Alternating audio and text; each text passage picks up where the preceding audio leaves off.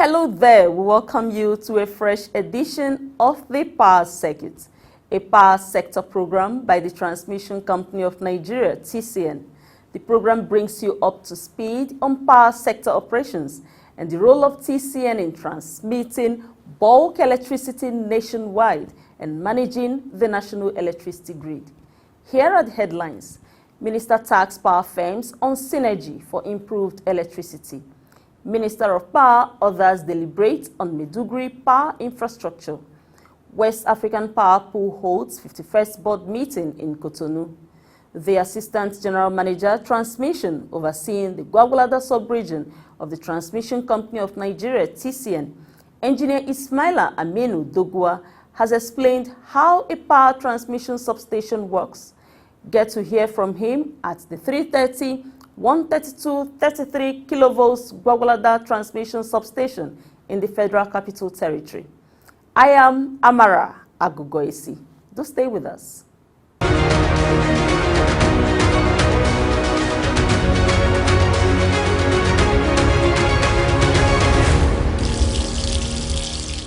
The Minister of Power, Engineer Abubakar D. Aliyu, has tasked operators of power generation companies to synergize towards improving electricity supply. The minister stated this during his first meeting with the heads of power firms at the Powerhouse in Abuja. The minister urged operators to collaborate and interact with one another, and even more with the ministry, so as to give Nigerians the deserved stable, affordable, and constant electricity supply. Going forward, I want us to be talking we. It's not about me as a minister. No, it is not my success. You know, even if it is during my time, you will be proud to say we did this during that time. Okay? So I want it to be we henceforth. Yeah. So that we will be able to track, we will be able to this, we will be able to measure, all of us. This is the spirit. I want that team spirit. Engineer Liu said he needed their cooperation to execute his mandate, which include giving policy directions and executing government reforms in the power sector. He noted that to succeed, there must be a robust interface. And it's, I think, the general consensus here that we are fully committed, and we have agreed that by working together, we'll achieve more. So, and this is what I want to see happening in the power sector. And we must, if we want to succeed, be as one. So we are going to structure some meetings together with them. We'll sit down. By the time we do, we'll seek for your suggestions, because the GENCOs, transmission, and discourse, they need to meet together. They need to talk to one another on the same table, sort out their differences. Those that they cannot solve, they need our intervention. We should be able to know, because it is very good for all of you. Then the gas people, yes, I have it in my plan to talk with them. The minister also extended his hand of fellowship to the stakeholders in the power sector, urging them to try and give back to the society. He said his office is open for any useful advice that can move the power sector forward. Let me seize this opportunity once again to thank all of you for coming. But if we are going to synergize, we must be meeting. We must be meeting and talk to each other and agree, listen to each other very well. Then we agree on the way forward. Representatives of the power firms, in their remarks, lauded the minister for meeting the power firms operators, as they highlighted some issues that, when resolved, could improve their operations. The operators also said they were ready to work with the minister to achieve the desired reforms in the power sector.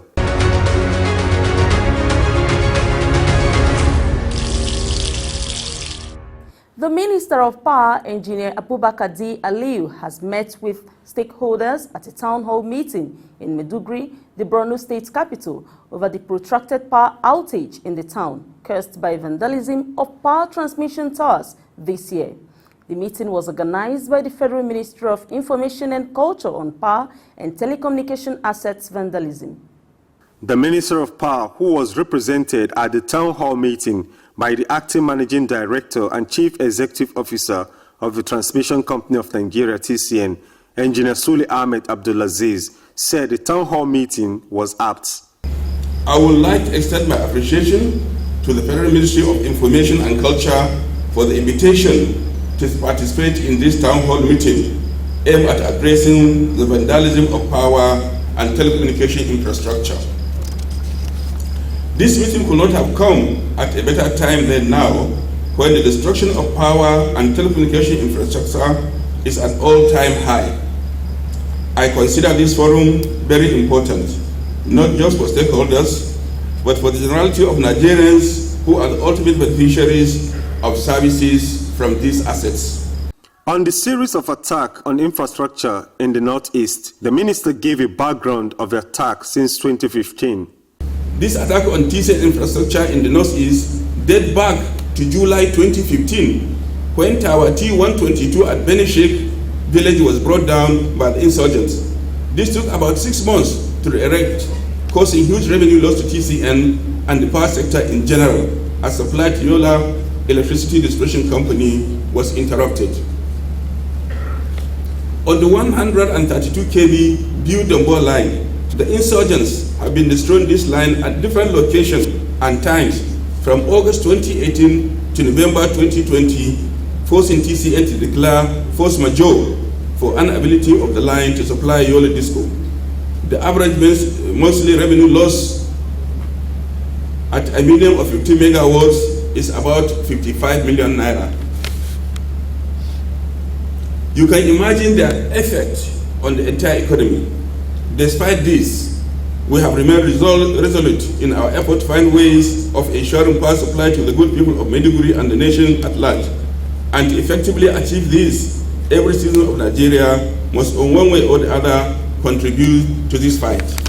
He tasked host communities of public infrastructures and other stakeholders to work towards tackling vandalism. It is key that the general public, especially host communities, understand their role in the protection of our collective assets and what they can do to help preserve these assets. It is when they have this understanding and see themselves as part owners of these assets that they will be truly committed to partnering with the government to bring about the reduction or even the complete elimination of vandalism. He also mentioned that other parts of the country have been affected by power vandalism, including a village near Suleja in Niger State, where 2 towers were vandalized. The other part of the nations are not spared by the vandals, such as Lambanta village near Suleja, where 2 towers were vandalized. Along Benin Ikeja West, 2 towers were also vandalized. Disrupting supply to Lagos, a tower in Oronta village in Abia State was brought down by vandals. In Ahia, 10 drones of aluminum conductors were carted away by vandals, disrupting the erection of a new tower. Also, the Ekrobos Lagos pipeline was blasted by vandals, disrupting gas supply to over 6 power generating stations in the western part of the country in 2016. The list goes on and on. I wish to appreciate President Muhammad Buhari administration for its untiring effort to fix the Nigerian power sector and support the national grid expansion and system stability through the Presidential Power Initiative. My profound appreciations go to the Executive Governor of Borno State for his untiring effort in providing security and logistics to our engineers whenever the lines are vandalized. Thank you, Your Excellency.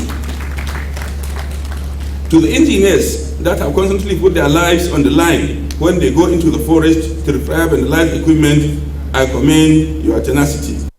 The Minister of Information and Culture, Lai Mohammed, in his opening remarks said the President Muhammadu Buhari's administration will continue to invest in providing infrastructure for Nigerians. It is common knowledge that massive infrastructure deficit is among the challenges we face in Nigeria today. This is why the Muhammadu Buhari administration has deliberately adopted an inclusive infrastructure provisioning framework that spreads to all sections of the country.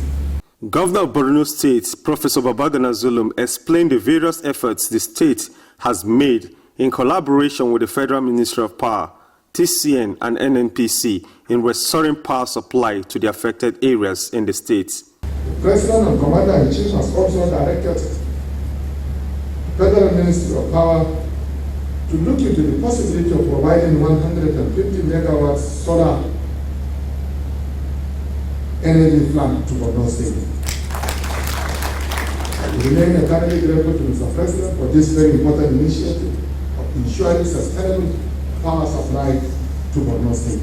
Professor Zulum also lauded the new Minister of Power, Engineer Liu, for his concerns towards ensuring that power supply is restored to Maiduguri and its environs.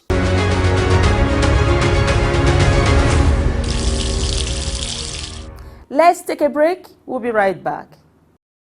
Verify that land before you buy it. To drastically reduce the incidence of building under the transmission right-of-way or encroaching on designated TCN land, members of the public are hereby requested to verify land near or along transmission line route before purchasing it. Verification should be made in the Land Development Authority or at the TCN office.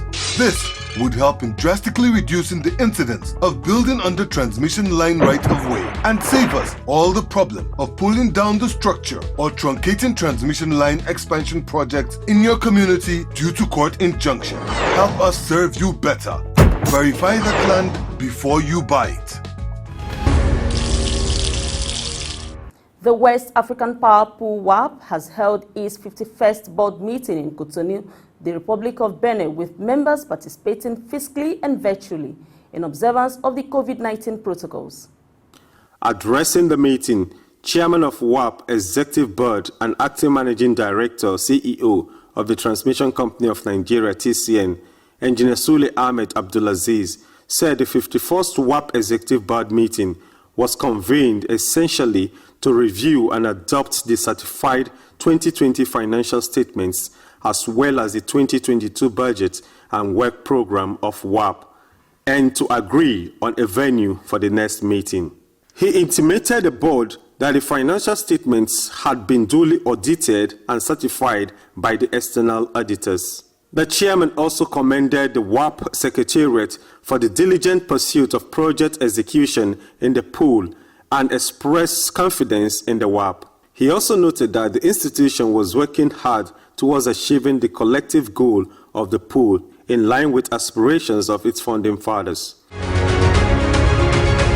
Shortly before he declared the meeting open, Engineer Abdulaziz expressed gratitude to the government and the people of Benin Republic for the warm welcome and hospitality accorded the WAP board members who were in the country for the meeting and for creating an enabling environment for WAP operations. I therefore wish all of us a very fruitful deliberations, and I believe that together we will conclude on the issues in our usual pleasant atmosphere. On this note, I declare open the 51st Executive Board meeting of the WAP. Speaking earlier, the Secretary General of WAP, Sengil Apollonier Key, explained that the financial statement for the year 2020 was made up of the consolidated statements of various projects carried out by WAP through the financing made available by WAP technical and financial partners under the 2020 budget. Mr. Key noted that the performance of WAP in terms of project execution had increased with more inflow from financial partners. A team was constituted to contact them for further discussions with the view of integrating them in the pool.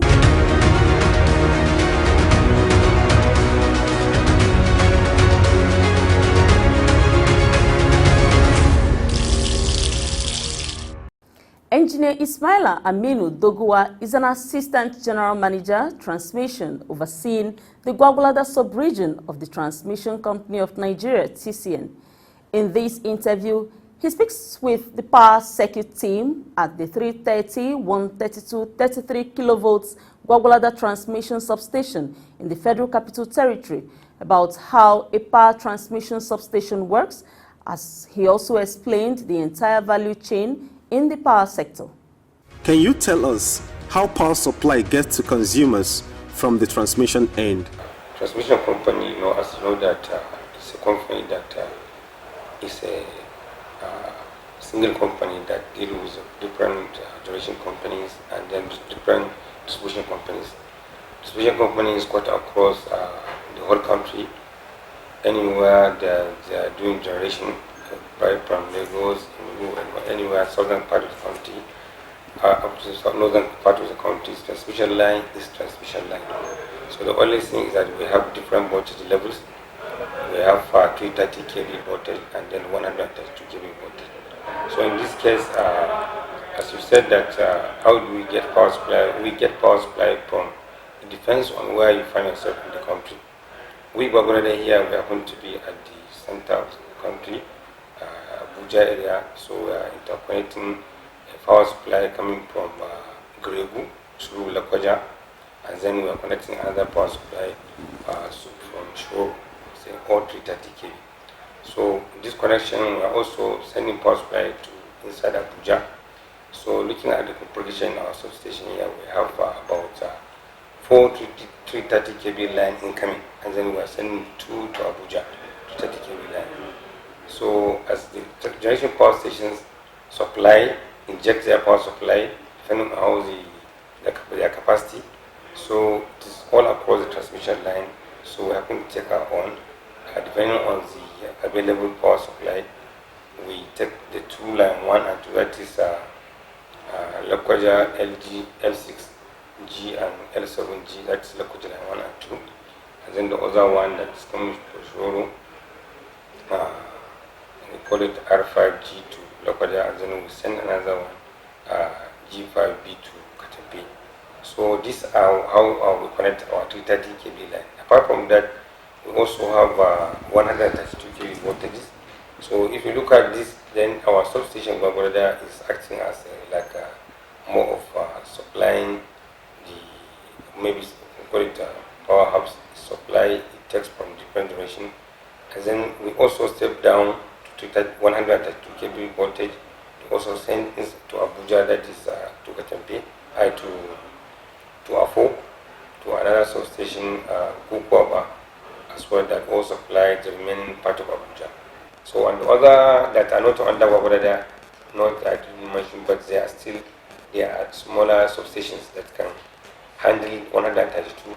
They can further transmit down to 33 kV voltage, where you give it to a distribution companies, depending on where you find yourself. You spoke about the process of stepping down bulk power at 330 and 132 kilovolts substations. Why is this so? After producing the power in the generation station, step it off. When we step it up to the higher required voltage level for ready for the transmission, then when we come to where the load is to be used, that is the load centers or our substations, after transmitting from a power place to where we want to supply the voltage, then we have to step it down to where to the level we are going to use, because that voltage is only purposely for the transmission, just to carry as a carrier, to carry the voltage off, to now bring it. Now when it comes to your own substation, you have to get a transformer that you can step down. So the transforming down is from 330 kV to 132 kV voltage, and then to 30 kV voltage. But mind you, we can do that directly, but it's easier, much easier from 230 kV voltage, transform it down to 132 kV voltage first. And then later, we can still transmit the line or the voltage to another substation. And then still there, and then we can also further transform it down to 33 kV voltage. If we like even to further to 11 kV voltage. So where we transform down to 33 kV voltage is where we hand over to our distribution companies. Switchyard is in a situation where you have a substation where a transmission line comes, it reaches a place called switchyard. Switchyard is where the switching is taking place. Because we cannot take this transmission line direct into our transformer and terminate it as the terminal of the transformer. We have to make some provisions we call breakers, isolators, and all the gadgets that are called switch gears. These switch gears are the ones we are going to use to make the system flexible. What is the function of a transformer? The transformer is such equipment that transforms the voltage level from one stage to another. Like for instance, now we are talking about 330 kV voltage, the voltage we have on our highest transmission line. So now we want to bring it down to, say for example, this place. We are taking a supply from Lokoja. The voltage there and these our lines are 330 kV voltage. And now we bring this now to Kubwa, Gwagwalada here. So now one is at Gwagwalada, we have able transformer that can handle that voltage. The voltage is 30 kV, so we have the same transformer that can handle 30 kV voltage. We must provide transformer that can handle. There are small transformer, so we must get the voltage transformer equipment that is at higher rating, up to 30 kV. So the transformer has the capacity to bring. The essence here is that to make the transformer, to make the voltage down to the level of the consumer. The whole aim there is just for transmission, for transport of the power. So now we brought it back to where the customer wants to use it. So we must bring it down to its own level. Be it a generation company or our industry or whatever, it must go down to its own level. What role does the breaker play in a substation? The breaker is only equipment that has the ability to disconnect power supply or to switch off or to switch on. That's the essence of the breaker. We use breaker to either take off supply or to take on supply on. That's why we use breaker. So there is isolator coupled to that is to isolate the breaker itself. What then is the function of the feeder as another critical equipment in a substation? Feeder normally our Tajiki feeders that are going to the distribution companies. That's what we call feeders. So now if the breaker does its work, at the end of the day the supply goes to the distribution company. So it's unless if we switch on the breaker, then feeder will take supply to the customer.